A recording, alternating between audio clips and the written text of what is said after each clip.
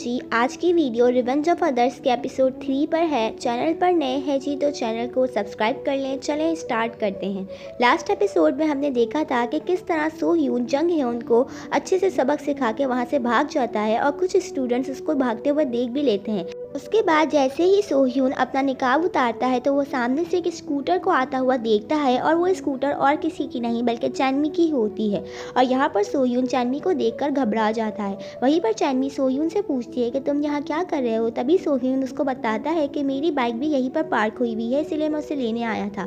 लेकिन चैनमी उसका getup notice कर लेती है और उसके शूज़ पर लगा हुआ ब्लड भी देख लेती है और उससे कुछ अजीब सा लगता है। और वहीं पर सो ह्यून भी नोटिस कर लेता है कि शायद चैनमी को उस पर शक हो गया है। लेकिन फिर वहीं पर चैनमी वहाँ से चली जाती है और सो ह्यून भी अपने घर चला जाता है। लेकिन वो यही सोचता रहता है कि अगर कहीं चैनमी को पता चल गया तो वो कहीं पकड़ा ना जाए। नेक्स्ट डे हम चैनमी को देखते हैं जो कि फ्यूनरल हाउस में आई हुई होती है अपने भाई यानी कि वॉन स्योक से मिलने के लिए। और हम वहीं उसी फ्यूनरल हाउस में दूसरी तरफ सो ह्यून को देखते हैं और यहाँ पर हमें पता चलता है कि सो ह्यून का भी एक बड़ा भाई था जो कि मर चुका है और वो भी उसी के लिए ही वहाँ पर आया था। लेकिन फिर चैनमी जब वहाँ से जा रही होती है तो वो सो ह्यून को देख लेती है और जैसे ही सो ह्यून नोटिस करता है तो चैनमी वहाँ पर छुप जाती है और सो ह्यून वहाँ से चला जाता है। उसके बाद चैनमी जाकर देखती है कि सो ह्यून किससे मिलने आया था और वहीं पर चैनमी को भी पता चलता है कि सो ह्यून का भी एक बड़ा भाई था जो कि अब नहीं रहा है। फिर वहीं पर सो ह्यून वापस आ जाता है और वहाँ पर वो चैनमी को देख लेता है और चैनमी से कहता है कि अगर तुम मुझसे पूछ भी लेती तो मैं तुम्हें बता देता।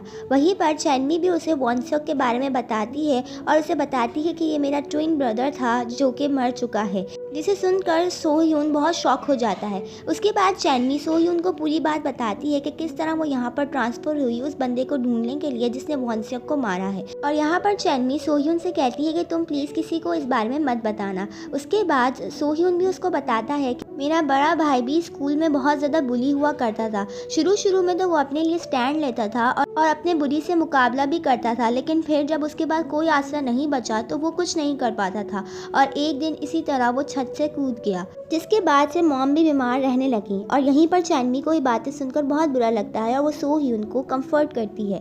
दूसरी तरफ हम क्लासरूम में देखते हैं जहाँ पर कुछ बच्चे आकर बताते हैं कि जंग ह्योन स्कूल छोड़कर जा रहा है और वो बहुत बुरी तरीके से जख्मी है। बातें सुनने में आई हैं कि कल रात हमारी स्कूल में से किसी ने उसे डराया धमकाया और जिसकी वजह से वो स्कूल छोड़कर जा रहा है। जंग ह्योन जो कि स्कूल का बड़ा बुली था उसे जाता हुआ देखकर सब बच्चे बहुत खुश हो रहे होते हैं और जिस आदमी ने उसे धमकाया हुआ होता है सब लोग उसे हीरो बोलना शुरू कर देते हैं और यहाँ पर उसका नाम हीरो रख देते हैं। यहीं पर कुछ बच्चे बोलते हैं कि जंग ह्योन तो गाड़ी से भी जा सकता था, ये खुद ऐसे क्यों जा रहा है। तभी बच्चे बोलते हैं कि जिस हीरो ने इसे धमकाया है उसी हीरो ने इससे कहा होगा कि ये हॉल से जाए ताकि सब बच्चे इसे देख सकें और यही इसका अच्छा अंजाम है। वहीं पर सब बच्चे अपने हीरो को अच्छा बोलने लगते हैं और यहाँ पर हीरो और कोई नहीं बल्कि सो ह्यून ही होता है। उसके बाद हम स्कूल में एक फुटबॉल कंपटीशन देखते हैं जहाँ पर हम देखते हैं कि कुक जियोन चैनमी के पास जाकर बैठ जाती है। असल में वो चैनमी से जेलस हो रही होती है क्योंकि सो ह्यून और चैनमी की अच्छी दोस्ती हो चुकी होती है और यहीं पर वो चैनमी को वार्न कर रही होती है। चैनमी को उसकी बातों से कोई फर्क नहीं पड़ता और वहीं पर वो लोग मैच देखना शुरू कर देते हैं। और यहीं पर चैनमी ओसम को देख रही होती है जहाँ पर उसे याद आता है कि इनसुमी ने उसको बताया था कि ओसम और चैंक्यो की अच्छी दोस्ती थी। ओसम वो इंसान था जो काम खराब करता था और यहीं पर वो चैंक्यो को इस्तेमाल करता था उसका काम साफ करने के लिए। ये दोनों इसी तरह के दोस्त थे और इनसुमी ने ये सारी बातें चैनमी को बताई थी। यहाँ पर चैनमी सोच रही होती है कि उसका भाई वाकई में बुली था या ओसम उसको इस्तेमाल कर रहा था या फिर ओसम ने चैंक्यो का नाम खराब किया है और असल में चैंक्यो ऐसा ना हो। ये सारी बातें सोच ही रही होती है कि वहीं पर हम देखते हैं कि सो ह्यून बहुत अच्छा मैच खेल रहा होता है जिसे देखकर ओसम बहुत ज़्यादा जेलस होता है और फिर वहीं पर वो उसको धक्का देता है और खुद बॉल को बास्केट में डाल देता है, जिसकी वजह से सो ह्यून का सर ज़मीन पर लगता है और वो बेहोश हो जाता है और यहीं पर सारे बच्चे शॉक हो जाते हैं सो ह्यून को बेहोश होता देख। यहीं पर कोच सो ह्यून को मेडिकल एड में ले जाते हैं और यहाँ पर गुप्चा को ओसम पे बहुत गुस्सा आ रहा होता है क्योंकि ओसम ने ही सो ह्यून को धक्का दिया होता है और वो ओसम के ऊपर चिल्लाने लगती है और यहीं पर ओसम और गुप्चा की लड़ाई शुरू हो जाती है जिसे देखकर सारे बच्चे इन दोनों को आपस में लड़ने से रोकते हैं। दूसरी तरफ हम चैनमी को देखते हैं जो कि शूटिंग कंपटीशन की प्रैक्टिस कर रही होती है। वहीं पर जेबम भी आ जाता है। यहाँ पर चैनमी जेबम से कहती है कि क्या तुम मेरे लिए एक फेवर कर सकते हो। दूसरी तरफ हम मिन को हॉस्पिटल में देखते हैं जहाँ पर उसकी दोस्त उसको वो वीडियो दिखाती है जहाँ पर जंग ह्योन स्कूल से जा रहा होता है। जंग ह्योन की इतनी बेइज्जती देखकर मिन को थोड़ा सा सुकून मिलता है। और वहीं पर उसका फादर अपनी बेटी को खुश देखकर बहुत खुश होता है। उसके बाद हम ओसम को देखते हैं जो कि चैनमी से मिलने के लिए आता है। दरअसल ये वही फेवर था जो कि चैनमी ने जेबम से मांगा था, क्योंकि जेबम ओसम का दोस्त था, इसीलिए उसने ओसम को चैनमी से मिलने के लिए भेजा। यहाँ पर चैनमी ओसम से सारी बात कंफर्म करती है और उससे पूछती है कि क्या तुम चैंक्यो के बारे में जानते हो और तुम उसके बारे में क्या जानते हो, प्लीज़ मुझे बताओ। वहीं पर ओसम उससे इस बारे में बात करने से मना कर देता है, लेकिन उसके बहुत इंसिस्ट करने पर बस वो इतना ही बताता है कि चैंक्यो एक बहुत ही अच्छा इंसान था और वो मेरा दोस्त था। और ये बात सुनकर चैनमी को गुस्सा आ जाता है और वो कहती है कि असल में चैंक्यो कैसा था, वो अच्छा था या स्कूल का बुली था, क्योंकि चैनमी को इन सुमी ने तो कुछ और ही बताया था। लेकिन इन सब का जवाब ओसम नहीं देता और कहता है कि मुझे इस बारे में कोई बात नहीं करनी, और ये कहकर वो वहाँ से चला जाता है। लेकिन फिर वहीं पर ओसम अपना फ़ोन भूल जाता है, जिसे देने के लिए चैनमी उसके पीछे जाती है, लेकिन ओसम निकल चुका होता है। तभी चैनमी उसका पीछा करते हुए उसके घर तक पहुँच जाती है, क्योंकि उसे उसका फ़ोन वापस करना होता है। और जैसे ही वो उसके घर पर जाकर बेल बजाती है तो वहाँ पर और कोई नहीं बल्कि गुक्चा आती है, जिसे देखकर चैनमी शॉक हो जाती है और दिल में सोचती है कि आखिर गुक्चा और ओसम एक घर में कैसे। वहीं पर गुक्चा बहुत ही एटीट्यूड के साथ चैनमी से पूछती है कि तुम यहाँ क्या कर रही हो। तभी चैनमी उसको बताती है कि ये ओसम का फ़ोन देने आई थी, और वहीं पर गुक्चा उसका फ़ोन लेकर बड़े ही एटीट्यूड से वहाँ से चली जाती है। और यहाँ पर हमें पता चलता है कि गुक्चा और ओसम और कोई नहीं बल्कि आपस में बहन भाई हैं। और वहीं पर गुक्चा ओसम को बताती है कि चैनमी को ये सब पता चल चुका है। यहाँ पर हमें ये भी पता चलता है कि ओसम और गुक्चा ने ये बात छुपाई होती है अपने सारे स्कूल फ्रेंड से, क्योंकि वो नहीं चाहते कि किसी को भी इन दोनों के बारे में पता चले, क्योंकि वो आपस में सगे बहन भाई नहीं होते।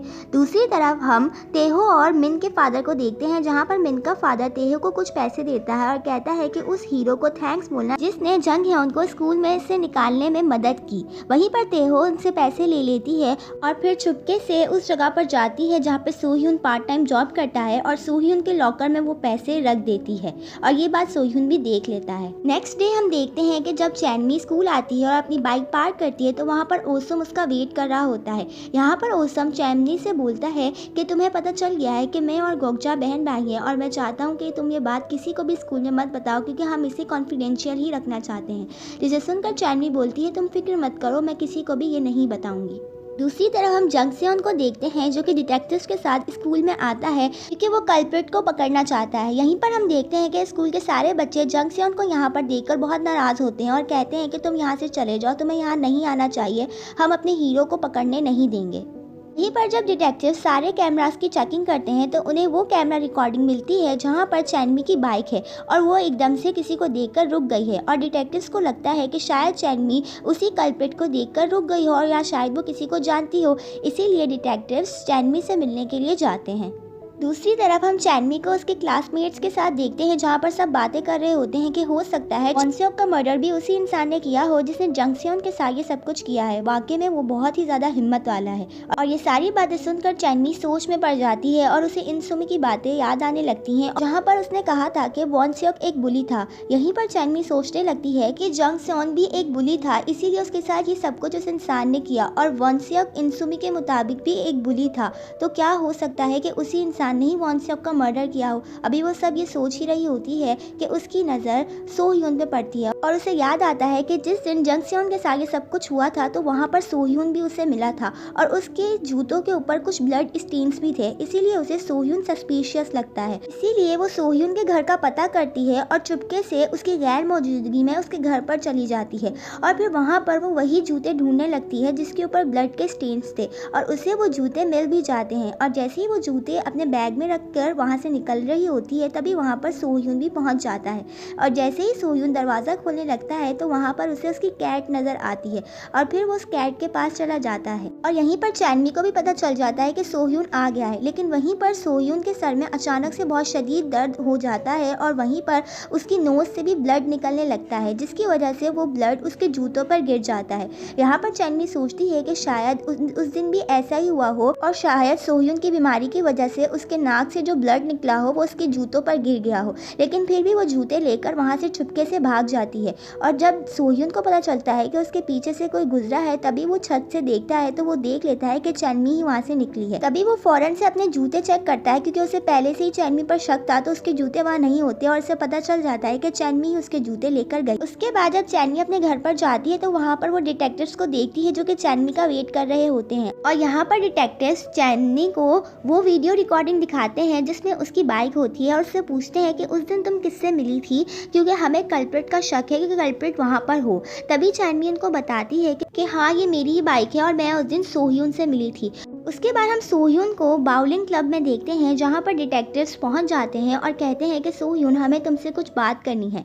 उसके बाद डिटेक्टिव सोह्यून से वही सारी बातें पूछते हैं कि तुम उस दिन क्या कर रहे थे वहाँ पर। और वहीं पर फीमेल डिटेक्टिव सोह्यून के शूज़ पर ब्लड स्टेन भी देख लेती है, पर वो ब्लड स्टेन एक्चुअली में उसकी नोज ब्लीड का ब्लड स्टेन होता है। यहाँ पर सोह्यून उन लोगों को बताता है कि मैं वर्कआउट करके आया था और मेरी बाइक वहीं पर पार्क हुई हुई थी, इसीलिए मैं अपनी बाइक लेने ही वहाँ पर गया था। ये कहकर सोह्यून वहाँ से चला जाता है, जो कि बहुत डरा हुआ होता है। यहाँ पर सोह्यून सोचता है कि शायद चैनमी ने उन्हें सब बता दिया और मेरे शूज़ भी उन्हें दे दिए, और वो सोचता है कि शायद अब मैं पकड़ा जाऊंगा। नेक्स्ट डे हम चैनमी को देखते हैं जो कि स्कूल आकर अपनी बाइक पार्क करती है और सोह्यून का वेट कर रही होती है। वहीं पर जैसे ही सोह्यून आता है तो चैनमी उससे पूछती है कि कल तुमसे डिटेक्टिव्स मिलने आए थे या नहीं। तभी सोह्यून उससे कहता है कि तुम पूछ क्यों रही हो, वैसे भी तुम्ही ने तो उन्हें भेजा था और तुम्ही ने उन्हें मेरे शूज़ भी दे दिए होंगे जो कल तुम छुपके से मेरे घर पर आकर ले गई थी। यहीं पर चैनमी कहती है कि हाँ, इसीलिए मैं तुमसे पूछ रही हूँ, क्योंकि मैंने उन्हें भेजा था लेकिन मैंने उन्हें तुम्हारे शूज़ नहीं दिए। और ये कहकर चैनमी अपने बैग से उसके शूज़ निकालती है और सोह्यून को वापस कर देती है और उससे कहती है कि मुझे माफ़ कर दो, मैंने तुम पर शक किया, मुझे ऐसा नहीं करना चाहिए था। पहले मुझे तुम पर शक हुआ था, लेकिन उस दिन मैंने तुम्हें अपने शूज़ पर नोज ब्लीड होते हुए देख लिया था, इसीलिए मैंने डिटेक्टिव्स को कुछ भी नहीं बताया। उसके बाद अपने शूज़ लेकर जब सोह्यून जा रहा होता है तभी वो चैनमी से कहता है कि तुम यहाँ से वापस चली जाओ, क्योंकि जिस हीरो ने जंग सियोन के साथ ये सब कुछ किया है उस हीरो ने तुम्हारे भाई को नहीं मारा। सोह्यून की ये बात सुनकर चैनमी शॉक हो जाती है और सोह्यून से कहती है कि तुम्हें ये सब कुछ कैसे पता। तभी सोह्यून उसको कुछ नहीं बताता और वहाँ से चला जाता है, लेकिन चैनमी उसके पीछे पीछे क्लास में आ जाती है और उससे पूछ रही होती है कि तुम्हें मुझे बताना ही होगा, तुमने आखिर ऐसी बात करी कैसे। और यहीं पर इन दोनों को गुप्चा देख लेती है और चैनमी को सोह्यून के साथ इतना फ्रेंडली देखकर वो बहुत ज़्यादा जेलस हो जाती है, क्योंकि उसे चैनमी बिल्कुल पसंद भी नहीं होती। दूसरी तरफ हम सोह्यून को उसके बाउलिंग क्लब में देखते हैं, जहाँ पर वो अपने लॉकर में से वो चीज़ें निकाल रहा होता है जिससे उसने जंग सियोन को डराया होता है। उसके बाद वो चीज़ें फेंकने के लिए वहाँ से जाता है, लेकिन जैसे ही वो जा रहा होता है तभी वहाँ से फीमेल डिटेक्टिव उसके सामने आ जाती हैं, जिसे देखकर सोह्यून बहुत डर जाता है। लेकिन वहीं पर फीमेल डिटेक्टिव से कहती हैं कि तुम्हें डरने की ज़रूरत नहीं है, मैं तुमसे इन्वेस्टिगेशन करने नहीं आई बल्कि एक कस्टमर बनकर आई हूँ।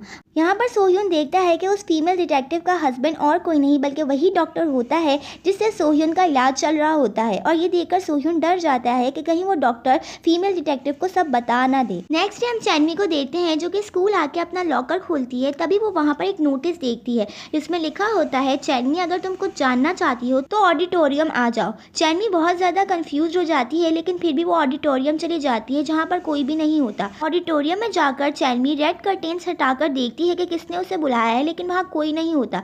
तभी वहाँ पर पीछे से कोई आता है और चैनमी के सर पर जोर से ब्रिक मारता है, जिसकी वजह से चैनमी ऑन द स्पॉट बेहोश हो जाती है।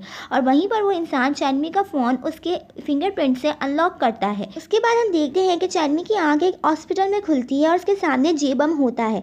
दूसरी तरफ हम सोह्यून को देखते हैं जो कि फ़ोन बूथ से अपनी मॉम के नर्सिंग होम में बात कर रहा होता है, और यहाँ पे हमें पता चलता है कि सोह्यून का जो नर्सिंग होम में डेप था वो सारा उतार देता है। और यहाँ पर हम चैनमी और जेबम को देखते हैं, जहाँ पर डॉक्टर चैनमी को बताती है कि अब आप बिल्कुल ठीक हैं। वहीं पर चैनमी जेबम से बोलती है कि तुमने मुझे कैसे ढूंढा। तभी जेबम उससे कहता है कि मैंने तुम्हें ऑडिटोरियम जाते हुए देखा था, लेकिन जब तुम काफ़ी देर तक बाहर नहीं आई तभी मैं तुम्हें देखने के लिए गया, लेकिन तुम वहाँ पर बेहोश पड़ी हुई थी, इसीलिए मैं तुम्हें हॉस्पिटल ले आया। तभी वो चैनमी से पूछता है कि तुम बेहोश कैसे हुई, तो चैनमी उसको कुछ भी नहीं बताती और उससे इतना कहती है कि मैं बहुत थक गई थी इसीलिए शायद बेहोश हो गई। नेक्स्ट डे हम गुप्चा को देखते हैं जिसे सब बच्चे मुड़ मुड़ कर देख रहे होते हैं, और ये देखकर गुप्चा को बहुत अनकंफर्टेबल फील होता है। वहीं पर गुप्चा की एक फ्रेंड उसको बताती है कि पूरे स्कूल में एक न्यूज़ फैल गई है, और यहाँ पर हमें पता चलता है कि किसी ने गुप्चा की फ़ोटो को एडिट करके स्कूल के ग्रुप में डाल दिया है, और ये सब कुछ देखकर गुप्चा बहुत ही ज़्यादा एम्बेरस होती है। दूसरी तरफ हम चैनमी और जेबम को देखते हैं जहाँ पर चैनमी कहती है कि ये रूम तो बहुत एक्सपेंसिव लग रहा है, चलो इसकी फ़ीस देकर आती हूँ। वहीं पर जेबम उसको रोकता है और कहता है कि तुम्हें फ़ीस देने की कोई भी ज़रूरत नहीं है, एक्चुअली में ये हॉस्पिटल मेरे फादर का है, इसीलिए तुम्हें फ़ीस देने की ज़रूरत नहीं है। वहीं पर चैनमी उससे थैंक यू कहती है और कहती है कि अगली बार मैं तुम्हारा ये एहसान ज़रूर उतारूंगी। दूसरी तरफ हम गुक्चा को देखते हैं जो ढूंढ लेती है कि उसकी फ़ोटो को एडिट किसने किया है और किसने ग्रुप पर डाली है। वहीं पर गुक्चा देयोन को पकड़ लेती है और कहती है कि वो तुम ही हो जिसने मेरी फ़ोटो को एडिट किया था, पर वहीं पर देयोन कहती है कि ये तो मैंने अपने एक फ्रेंड को भेजी थी और ये उसी ने ग्रुप पर डाली है, मेरा इसे ग्रुप पर डालने का कोई मकसद नहीं था। तभी गुक्चा उससे कहती है कि मैंने तुम्हारे साथ ऐसा क्या किया है जो तुमने मेरी फ़ोटो को एडिट किया। तभी वहाँ पर देयोन कहती है कि ये फ़ोटो को मैंने एडिट नहीं किया, बल्कि इसे चैनमी ने एडिट किया है और उसी ने मुझे ये पिक्चर भेजी थी। जिसे देखकर गुक्चा को बहुत ज़्यादा गुस्सा आता है और यहाँ पर सब बच्चे हैरान रह जाते हैं। वहीं पर हम देखते हैं कि चैनमी जिसे कुछ पता ही नहीं होता वहाँ पर आराम से आ रही होती है, पर यहाँ पर गुक्चा को जिसे बहुत गुस्सा आ रहा होता है वो चैनमी को देखते ही उसके मुंह पर ज़ोरदार थप्पड़ मार देती है। और फिर जैसे ही वो एक और थप्पड़ मारने लगती है तो उसके सामने सोह्यून आ जाता है और चैनमी का हाथ पकड़ के उसे वहाँ से ले जाता है। और यहाँ पर गुक्चा बहुत ही ज़्यादा गुस्से से सोह्यून और चैनमी को देख रही होती है और यहीं पर इस एपिसोड का एंड होता है। वीडियो अच्छी लगी हो तो चैनल को सब्सक्राइब कर दें, लाइक कर दें, शेयर कर दें, कमेंट कर दें। Thank you so much.